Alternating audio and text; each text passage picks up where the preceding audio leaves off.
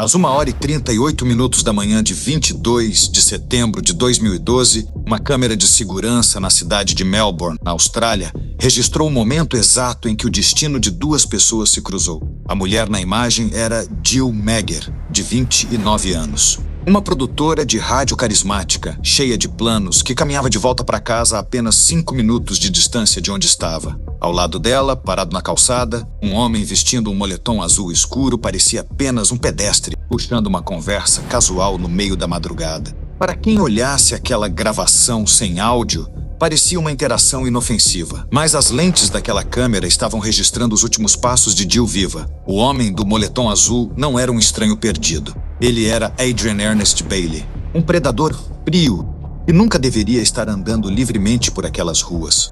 O que aconteceu naqueles minutos seguintes não apenas chocou uma nação inteira, mas expôs as falhas mais profundas de um sistema de justiça que permitiu que o perigo rondasse à espreita na escuridão. Hoje, vamos abrir os arquivos de um dos casos mais perturbadores e revoltantes da história recente.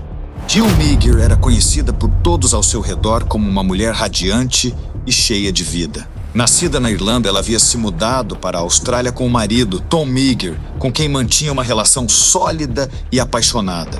Trabalhando na ABC Radio, ela construiu uma carreira promissora e era querida por todos os seus colegas de trabalho. Naquela sexta-feira, 21 de setembro, Jill saiu do trabalho para comemorar o aniversário de um colega em um pub local no bairro de Brunswick. A noite correu de forma tranquila, entre risadas, conversas e copos de cerveja. Por volta de 1h30 da manhã de sábado, o grupo decidiu encerrar a noite. Um dos colegas de Jill se ofereceu para acompanhá-la até em casa, mas ela recusou de forma educada. Afinal, seu apartamento ficava a uma curta caminhada de apenas 5 minutos dali. Ela conhecia bem o bairro, o trajeto era familiar e perfeitamente iluminado. Enquanto caminhava pela Avenida Sydney Road, Jill pegou o celular e ligou para o seu irmão, na Irlanda, para conversar sobre a saúde do pai deles. Aquela foi a última vez que alguém ouviu a voz de Jill. No apartamento do casal, seu marido Tom acordou assustado por volta das 4 da manhã. Ao notar o lado de Jill na cama vazio, o pânico começou a se instalar. Jill jamais passaria a noite fora sem avisar. Tom ligou repetidamente para o telefone dela, mas todas as chamadas iam direto para a caixa de mensagem. Sem pensar duas vezes, Tom vestiu uma jaqueta e ganhou as ruas de Brunswick na escuridão da madrugada. Ele refez o caminho exato entre o bar e o apartamento. Olhou em becos, chamou pelo nome de Jill, perguntou a trabalhadores noturnos, mas não encontrou qualquer sinal de sua esposa. Nas primeiras horas da manhã, a polícia foi acionada. Amigos, colegas da emissora de rádio e moradores locais se mobilizaram em uma campanha massiva.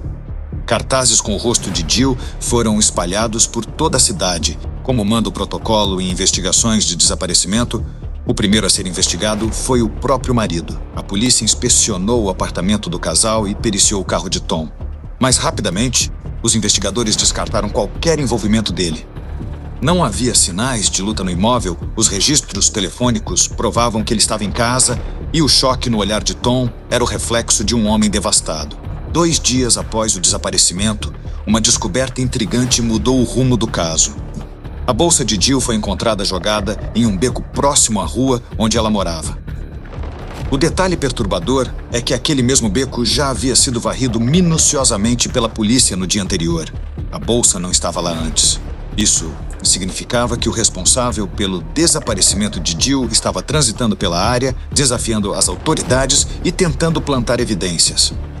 A divisão de homicídios assumiu o caso imediatamente. A virada de chave da investigação aconteceu quando comerciantes locais começaram a entregar os registros de suas câmeras de segurança para a perícia.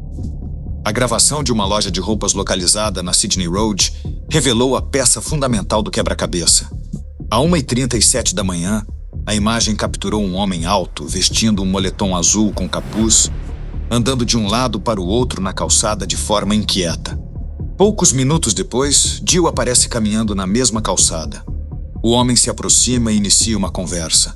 As imagens, embora borradas, mostram um momento em que Jill aponta para o próprio celular, como se estivesse mostrando algo a ele antes de tentar continuar seu caminho. Mas o homem não vai embora. Ele a segue até que ambos saem do campo de visão da câmera. virando a esquina em direção à escuridão de uma rua secundária. A polícia transmitiu aquele trecho de vídeo em rede nacional. A imagem do homem do moletom azul estampou as manchetes de todos os jornais da Austrália. Enquanto o público tentava identificar o suspeito, a equipe de inteligência analítica da polícia começou a rastrear os dados do sinal do celular de Jill.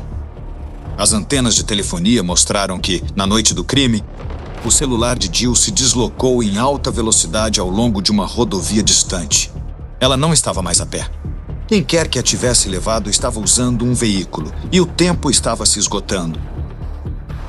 Uma denúncia anônima feita ao telefone de emergência da polícia finalmente forneceu o nome que todos procuravam: Adrian Ernest Bailey, de 41 anos. Quando os detetives puxaram a ficha criminal de Bailey no sistema, o choque foi inevitável. O homem de moletom azul não era um criminoso amador. Ele era um predador violento com um histórico extenso e sombrio de ataques a mulheres. Ainda jovem, na década de 90, Bailey havia sido condenado por sequestro e agressão grave. Anos mais tarde, foi julgado e condenado a 11 anos de prisão por uma série de ataques brutais contra 5 mulheres em Melbourne. A pergunta inevitável que horrorizou os investigadores foi: o que um monstro com esse histórico fazia andando livremente pelas ruas no meio da madrugada? A resposta era uma falha catastrófica do sistema judiciário. Bailey estava em liberdade condicional. Poucos meses antes de cruzar o caminho de Jill, ele havia se envolvido em uma briga violenta que deixou um homem inconsciente, mas continuava solto aguardando o recurso. Em 27 de setembro de 2012, os policiais cercaram a residência de Adrian Bailey. Ele foi preso e levado imediatamente para a sala de interrogatório. No primeiro momento, Bailey manteve uma postura fria e arrogante. Durante 6 horas seguidas, negou categoricamente qualquer envolvimento com o desaparecimento de Jill. Ele afirmava que apenas havia saído para caminhar naquela noite após uma discussão com a namorada e que não sabia de nada. Mas a arrogância de Adrian Bailey começou a ruir quando os detetives começaram a colocar as provas físicas sobre a mesa. Durante a busca na casa dele, os peritos encontraram o cartão SIM do celular de Jill escondido no imóvel. Em seguida, confrontaram o suspeito com os registros telefônicos.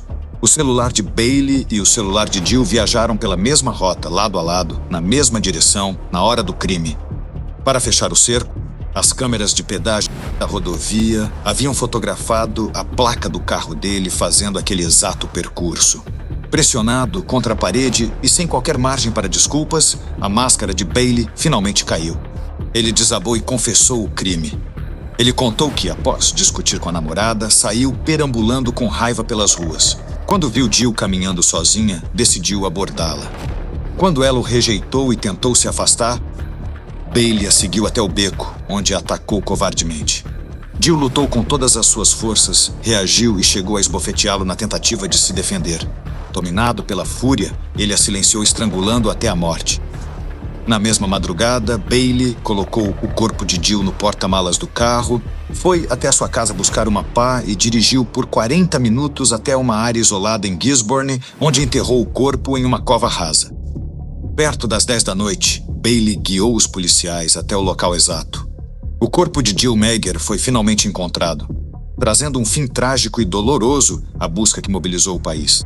A confirmação da morte de Jill desencadeou uma onda de comoção e indignação sem precedentes na Austrália. Dias após o crime, mais de 30 mil pessoas saíram às ruas de Melbourne em uma marcha silenciosa em memória de Jill e em protesto contra a violência contra as mulheres. A tragédia escancarou a irresponsabilidade do sistema penal. A revolta popular foi tão avassaladora que forçou o governo a alterar drasticamente as leis de liberdade condicional do país, impedindo que criminosos perigosos como Bailey voltassem às ruas precocemente. Adrian Bailey foi julgado e condenado à prisão de segurança máxima. Somando as penas de crimes anteriores que vieram à tona após sua prisão, ele recebeu uma sentença que garante que permanecerá atrás das grades pelo menos até o ano de 2055, quando terá mais de 80 anos. Tom Megger, o marido de Jill, retornou à Irlanda.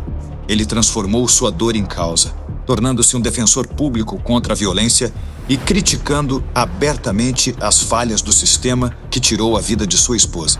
O caso de Jill Megger permanece como um lembrete sombrio de que o perigo, às vezes, se esconde à vista de todos, sob a luz de postes de iluminação em ruas familiares.